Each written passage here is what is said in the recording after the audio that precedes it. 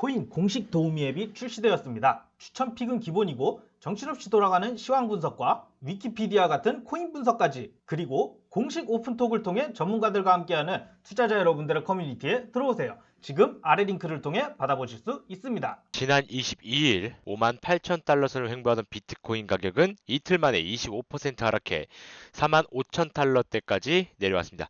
이후 상승과 하락을 반복하면서 1일 새벽에는 43,000달러를 찍고 반등의 1일 오후 6시 46,000달러대를 횡보하고 있었습니다. 자, 비트코인 가격이 43,000달러대로 하락하기 전인 25일과 26일 48,000달러 부근에서 두 차례에 걸쳐 총 25,000개의 비트코인이 코인베이스 거래소에서 장외 거래를 위해 커스터디 지갑으로 이동했습니다. OTC 거래로 추정되는 코인베이스발 대량 비트코인 출금은 큰 폭의 상승을 예견하는 강력한 매수 시그널이었습니다. 조만간 테슬라나 마이크로스트래티지 같은 상장 기업이 비트코인을 매수했다는 소식이 뉴스 지면을 장식할 가능성이 있습니다. 자, 이렇게 강력한 기관 매수 시그널에도 불구하고 비트코인 가격이 곧바로 상승하지 못하고 급락한 이유는 무엇일까요? 원인은 거시 시장에 있습니다. 애널리스트들은 미국 10년 국채 금리가 증가하면서 주식을 비롯해 암호화폐 시장에서도 투자금들이 빠져나갔다고 보고 있습니다. 거시적인 변수는 예측하는 게 아니라 대응하는 것이라는 말이 있습니다. 코인 시장에서 거시적인 변수의 영향을 많이 받는 투자자들은 보통 미국의 기관 투자자들이고, 이들은 코인베이스에서 많이 활동합니다. 그래서 코인베이스 프리미엄은 거시 변수에 대한 기관 투자자들의 반응을 엿볼 수 있는 하나의 지표로 작용하죠. 지난 일주일 내내 가격이 하락하거나 횡보할 때 코인베이스 프리미엄은 대체로 마이너스 상태를 유지했습니다. 미국의 기관 투자자들이 앞장서서 비트코인을 팔았다는 의미입니다.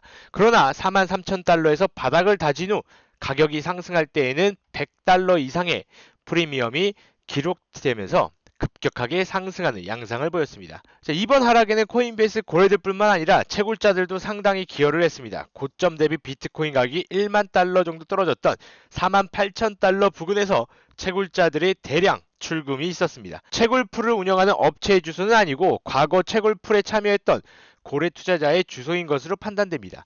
4시간 동안 9,263개의 비트코인이 해당 지갑에서 빠져나갔고, 그중 일부는 암호화폐 거래소로 흘러들어갔습니다. 당분간 비트코인 향방은 거시적인 변수의 영향을 많이 받을 것으로 보입니다. 미국 국채 금리 등 거시 변수가 안정되기 전까지는 박스권 안에서 등락하는 모습이 지속될 것으로 예상이 됩니다. 최근 확인된 기관 투자자들의 매수 지점은 두 곳입니다. 코인베이스발 대량 비트코인 출금을 기준으로 48,000달러대 10억 달러 전환 사채를 발행해 총 19,000개 비트코인을 추가 매수한 마이크로스트래티지의 매수 평균가는 52,000달러 정도였습니다. 이들은 이 가격 위로 비트코인이 올라가야 이익을 낼 수 있죠. 거꾸로 생각해보면 이런 기관들도 고점 매수를 할 정도로 거시 변수 악재는 예측하기 어렵다라는 의미이기도 합니다. 앞으로 거시 지표들이 암호화폐 시장에 어떻게 작용될지 전망이 쉽지 않은 상황입니다. 코인베이스 프리미엄 등 명확한 수급 지표를 통해 단기적으로 대응하는 자세가 필요해 보입니다. 또 한 가지, 시카고 상품 거래소에서 선물 거래가 시작된 지난 8일 이더리움 2개월물 개통가는 1,669.75달러였습니다. 같은 시각 이더리움 현물 가격은 1,600달러 부근이었습니다. 그로부터 2주도 안 된 18일 기준 2월물 개통가는 1,747.75달러까지 올랐으며 이더 현물 가격은 1,800달러를 돌파했습니다.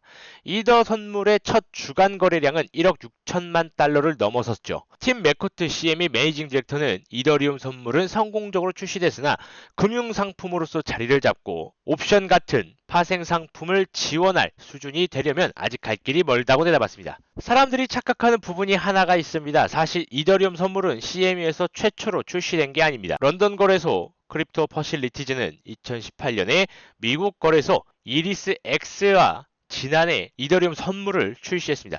자, 그렇다면 왜 이번 선물 출시에 이렇게 뜨거운 시선이 쏠리는 것일까요? CME 이더리움 선물 출시의 진정한 의미는 제도권 금융으로의 진입과 현금 결제형 상품에 있습니다. 이더의 CME 선물은 미국 규제 당국이 직접 감독하기 때문에 각 계약의 선물 만기일이 올 때마다 미국 바이어에게 52더의 암호화폐가 아니라 미 달러가 지급됩니다. 맥코트 디렉터에 따르면 CME 고객들이 원하던 것은 이런 현금 결제 방식이었습니다. 그는 선물 계약이 현금으로 정산되면 암호화폐 지갑의 진입 장벽 수탁 문제도 어느 정도 자연스럽게 해결이 된다고 설명했습니다. 일부 금융기관들은 암호화폐로 정산하게 될 경우 변동성 위험에 대한 다양한 보험을 요구합니다. 이런 면에서 볼 때 투자자들 입장에서는 현금 결제가 한결 편리한 셈입니다. 트레이드 스테이션 크립토의 제품 전략 총괄 제임스 푸트라는 세계 최대 규모 파생 상품 거래소인 CME에 이더리움 선물이 올라간 것은 새로운 기관 투자들을 끌어들이는 데 도움이 될 것으로 전망합니다. 그는 많은 기업이 암호화폐 투자를 하고 싶어 하지만 현물 투자는 제한되어 있어 뛰어들지 못하는 경우가 많다고 설명했습니다. 이런 상황에서 선물은 좋은 대체 투자 경로가 됩니다. 꼭 기관 투자들이 아니라 모든 투자들에게 유용한 측면도 있죠. 기본적으로 선물 계약은 잘 이용하면 기존 현물 자산의 가격 변동성 위험을 줄이는 도구로 활용할 수 있기 때문입니다. 자, 이처럼 암호화폐 시장의 이슈들이 많이 나오고 있습니다.